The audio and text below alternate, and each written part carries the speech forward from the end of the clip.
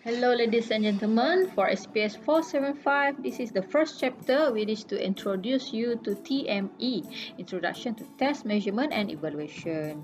The first one, we should know the objective of assessment.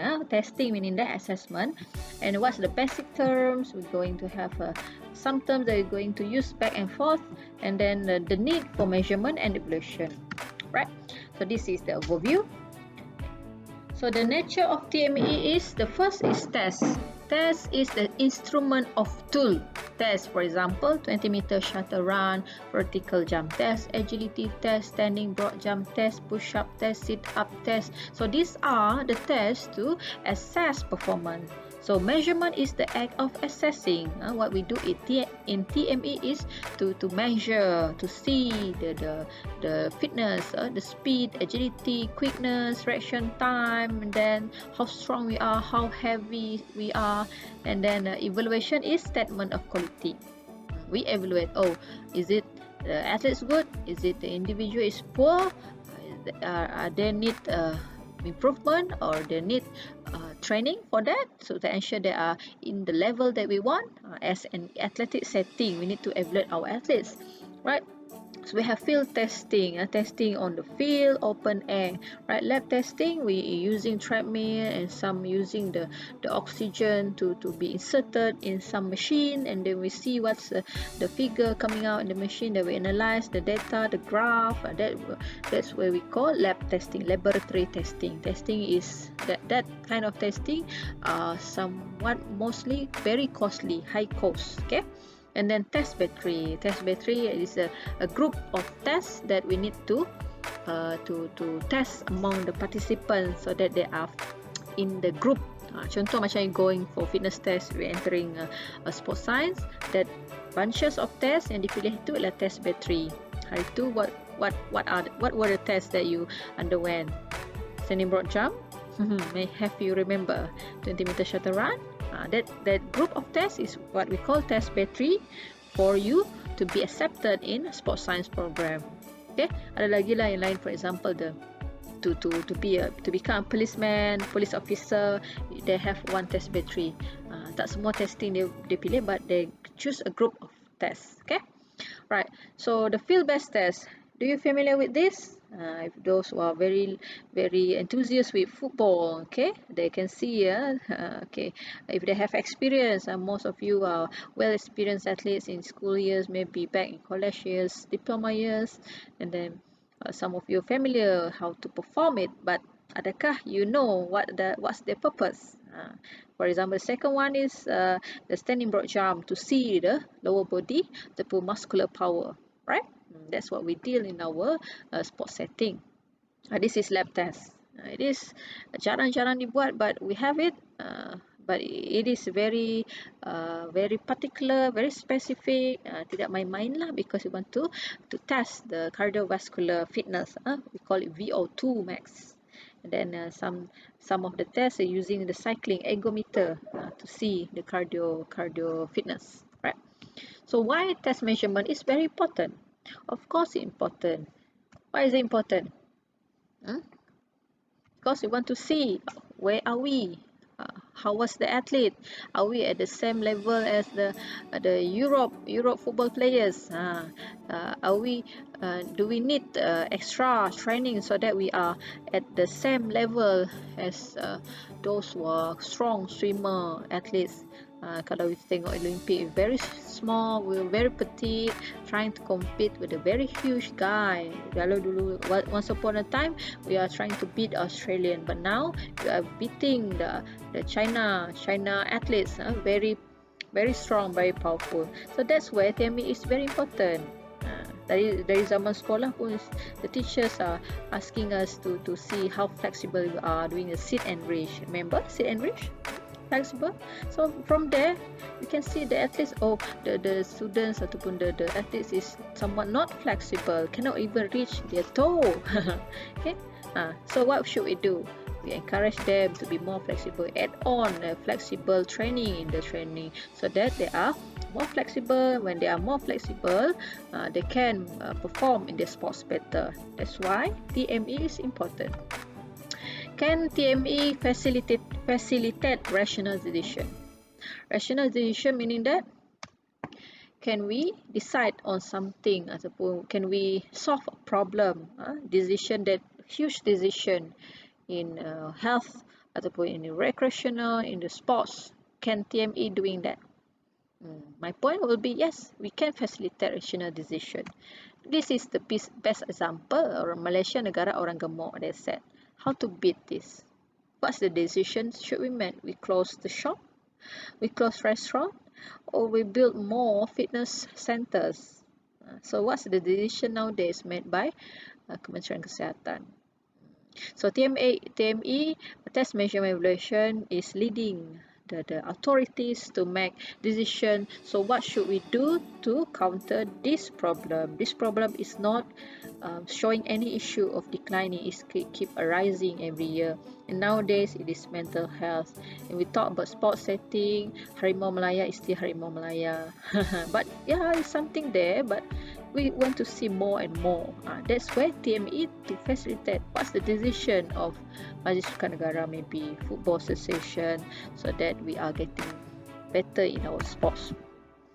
Okay, so decision making that involve collecting suitable data. We collect, you're doing fitness testing, we collect hundreds of athletes, what are the achievement, and we judge the value of this data according to some standard, some standard. If the fitness test 20 meter shuttle run at level 11, so what does it mean? Is it good? Is it fit?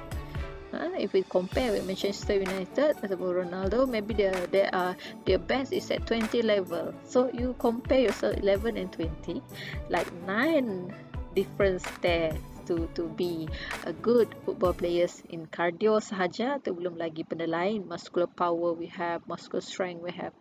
So that way making decision is based on this data. Okay. As a sports scientist, even you're not athletes, those maybe you become a coach one day, you should know how to use TME to decide, to solve the problem. Okay, so test is the relationship of this TME. Diorang ni sekampung. Test is the specific one to test. Measurement, you measure, evaluate, the quality, keseluruhannya you evaluate. Dari testing itu, you are measuring based on the testing, then you evaluate as a whole. This is the relationship between these three. Okay, so there are two types of evaluation, formative and summative. Kalau bahasa root word formative, maybe it's very formative. Summative is summary. Okay, formative is initially used in classroom setting. They give feedback during the class. Do you understand what I'm trying to say? Macam tu. That is formative evaluation. Okay, you give feedback. No, I don't understand which part. That's where the evaluation comes in. Okay, right? So from that evaluation, we are in during the class or during the session, we are asking feedback. That's where we call formative evaluation. Summative pula is at the end of the class, at the end of the semester, at the end of training period, if you are training your athletes. For example, final exam, you know, in the post test, selepas 6 minggu you training, you measure lagi BMI berapa, you measure lagi punya strength berapa, your bench press berapa kilo dapat angkat. That's summative evaluation. Kalau dulu pre-test dapat angkat 10 kg, now you can lift up to 7 kg, mean that you improve, you're getting stronger. That's where summative evaluation. Okay, this is the table to compare these two types of evaluation, format and summative. Format semasa, summative at the end, but we have to have pre-test dulu. Yalah, of course we want to see pre and post kan. Right? So the standards of evaluation, we have two types, norms, reference, and criterion-reference. Okay, standard for evaluation of the test, tengok dia berkualiti ke tidak, is it good or not. We have norms and criterion. What are they? Okay, first one, norms. You are judging individual performance in relation to the performance of other member or well-defined group. Maksudnya norm secara normalnya rakyat Malaysia ni berapa ketinggian dia. Kita try to compare. Oh, rakyat Malaysia if perempuan kan, the tall, the high will be range between 145 cm up to 165. Tu je. Kalau you tinggi dari tu, you're not Malaysia. Ataupun you shorter, you're not Malaysia. Norm.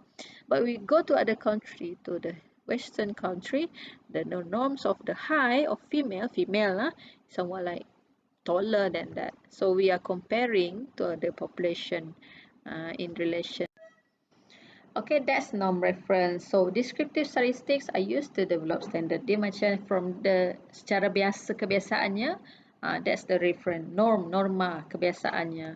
Okay, so if it is the norm, so for example, a 1 mile run time, 1 mile satu batu, satu batu is 2.4. 1 mile is 2.4. Yeah.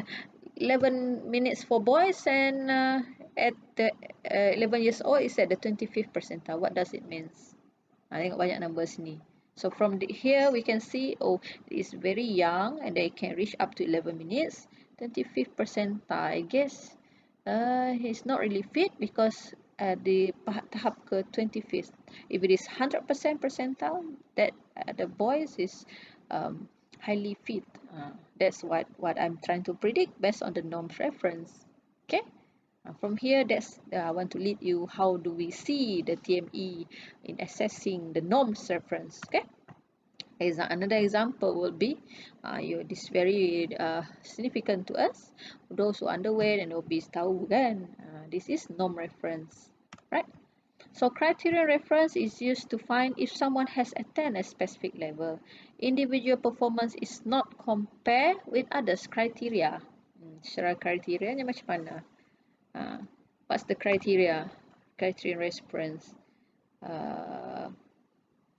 It is individual based lah. Last time I'm at this speed. Now I'm more the time taken will be much shorter. So you're not comparing with others, but you're comparing with yourself, the athlete itself. That's a criteria lah. It's much better because we see the individual needs. Not all can reach the same level. That's why we see it is a criterion reference.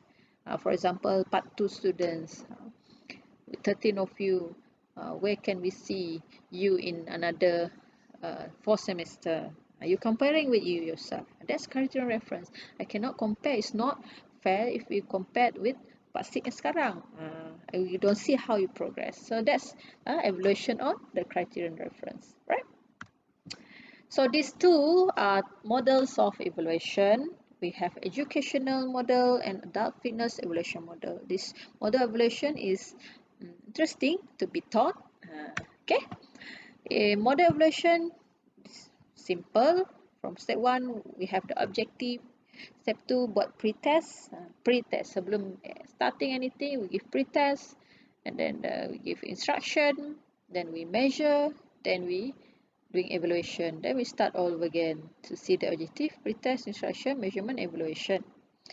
But when we talk about adult fitness evaluation model, we have fitness test, then we prescribe the exercise, then we start the exercise program and do fitness test again, then evaluate. Tengok compare, evaluation biasanya this kind. It is very general, but if it is fitness evaluation, our TME, fitness test dulu, then we give training program, prescribe. Dia kena berlatih setiap hari selama 6 bulan. Apa exercise program dia? Macam ni, naik bukit, naik gunung, berenang, terbang macam tu. Then after that we give them fitness test and for another like habis training tu duration like 12 months, give another fitness test, then we evaluate. Do they improve? Ataupun do they getting slower ataupun poorer? We don't know. That's where adult fitness evaluation model. Okay, this is where what we dealing with in the TME. Okay, there are five functions of TME: placement, diagnosis, prediction, program evaluation, and motivation. Placement untuk meletakkan where are the individual in the class or group. Adult fitness tests are used to determine current status so that individuals program can be prescribed. Placement to place if they are more need to be stronger ataupun maximal power, muscular power in the lower body tu kurang, they are really not powerful. So we place them those yang less power in the muscular, so that they can be trained the same way. Those who are memerlukan another attention, we put it in another group. So because individualized program in fitness, we cannot assume all the individual in that team have the same fitness. Kena ikut kehendak masing-masing, keperluan tu, so that they can progress the same. Unless they have the same fitness level. Tapi itu jarang-jarang terjadilah if you recruit from various background of athletes. Okay. Second one, to diagnose, to see the weakness. Diagnose bahasa clinical term, to diagnose weaknesses. Treadmill stress test is screening for heart disease, to diagnose. And treadmill stress test, but we talk about sports, what's the weakness of these athletes. Most of the athletes is very highly fit. Fit meaning that the cardio, they can endure for 1 hour running, 2 hour running. But when it comes to muscular strength, to lift that squat bar, the weight is too light, tidak cukup. The athlete must be very strong. Ikut demand sports tu sendiri lah. If the athlete needs to be powerful like rugby, strong, if the load is too light, there's something not right. There are weakness there. The coach needs to take action. Okay. And to predict individual level of achievement in future. Example here, adult with high aerobic capacity may recommend to engage in road racing. To predict, it's the same question with the our own Pandalela, the diver, kan? Dia tidak gayat.